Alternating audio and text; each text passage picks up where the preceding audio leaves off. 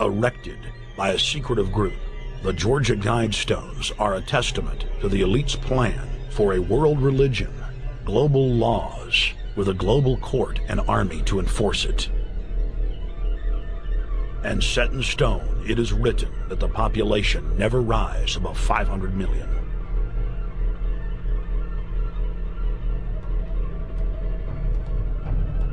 In this film, you will learn how our world is truly governed. You will see how highly secretive roundtable groups interlock to form a global intelligence network. This group has been steering planetary affairs for hundreds of years. Now, in the final stage, they prepare for open world government. A goal tyrants throughout history have lusted after. Dr. Michael Kaufman is a published ecologist specializing in ecosystem research, forest ecology, and ecosystem classification. Dr. Kaufman played a key role in blocking the ratification of the Convention on Biological Diversity in the U.S. Senate. The concept of a New World Order has been around for centuries. It's been receiving tremendous play over the last half of the 20th century. George Bush, the first senior president, George Bush, used it a lot in his speeches and really implies that he really wants to see a order in which we have a universal or a global type of governance in which every human being on planet Earth is ultimately responsible to policies that are being formulated at the international level. It is a big idea, a new world order.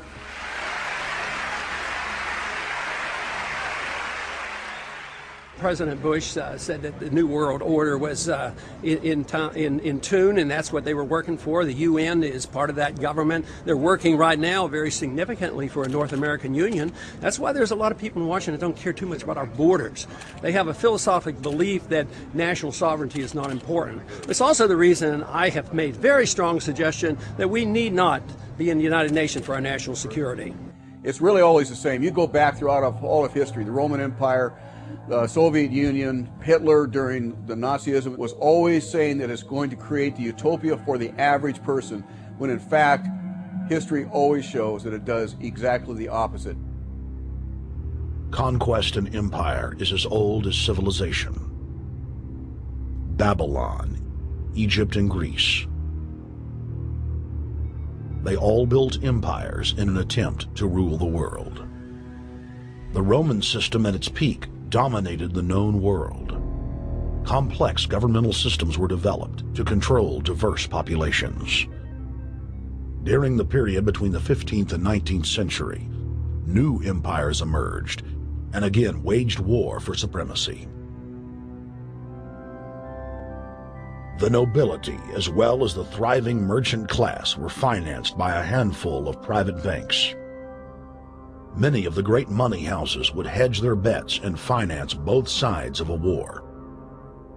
Sophisticated intelligence-gathering networks gave the financiers a clear edge over the governments they were slowly gaining control of. On the 18th of June, 1815, agents of the British arm of the Rothschild family looked on as Emperor Napoleon Bonaparte fought desperately to save his army from the jaws of a British-Prussian pincer attack. A Rothschild agent was able to get the news of Napoleon's defeat at the hands of Lord Wellington to Nathan Rothschild, a full 20 hours before the news reached London.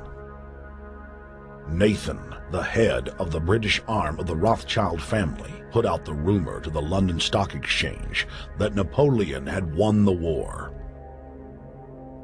Stocks plunged by 98%, and Rothschild was then able to buy up the entire British economy for pennies on the pound. When the news of Napoleon's defeat finally arrived, stocks soared. Britain was now the undisputed ruler of Europe, and Rothschild ruled England. The already dominant British Empire grew even more aggressive. Her troops and bureaucracy spread across the globe. The sun never set on Britannia's holdings. The banking cartel funded, in fact, since about 1800, they have funded both sides of almost every war. And of course, they're getting the interest off of the loans that they've given the various governments and the wars that they have actually helped stimulate and create. By 1900, Germany was a rising force and a leader of the Industrial Revolution. World War I, for instance, there was absolutely no reason to have World War I, except that it was an ideal opportunity for the banking cartel to make a pile of money by funding both sides of that particular war. On June 28, 1914, the heir to the Austrian-Hungarian throne, Archduke Franz Ferdinand, was assassinated while traveling in a motorcade.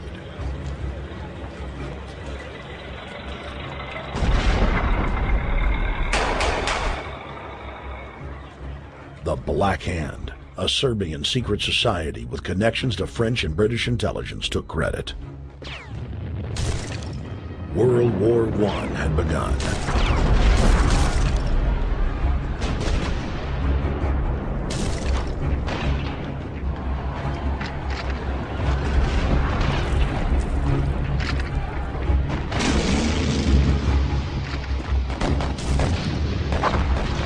Armaments companies financed by Rothschild-controlled banks in Germany, France, England, and Austria bankrolled all the factions.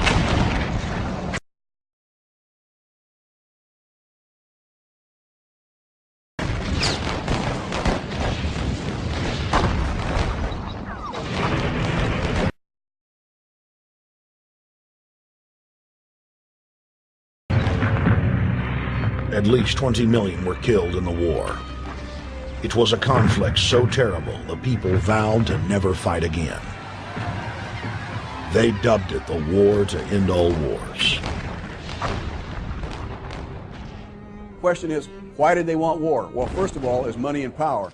But secondly, they wanted to create the League of Nations. They had this in their plans all along, and as a consequence, once the war was over or about to be over, they began to formulate this idea of a League of Nations so this would never ever happen again. Hundreds of years of practice made the British experts at hiding their empire behind puppet governments and councils. In the name of stopping all future conflicts, they proposed that countries would join a League of Nations. Their true intention was for the League to serve as a framework for world government. President Woodrow Wilson, who had spearheaded the establishment of the private Federal Reserve System in the United States in 1913, strongly supported the establishment of the League of Nations. Woodrow Wilson was a very naive president. He was basically a college professor that was grafted into this whole system. The League convened in Paris in 1919, but many nations recognized it as a threat to their sovereignty and refused to join. Frustrated by the U.S. Congress blocking the League of Nations, British intelligence, with the help of the Rockefeller family, set up the Council on Foreign Relations in New York City in 1921. The Council recruited the best and brightest of American life to support the growth of the Anglo-American Empire. The CFR's stated mission is to abolish all nation-states in favor of an all-powerful world government administered by a tiny elite. By 1930, the promoters of world government had split into two interlocking camps: the Fabian socialists centered in London, and the fascists based in Italy and Germany. National Socialism will use its own revolution for establishing a new world order. Adolf Hitler,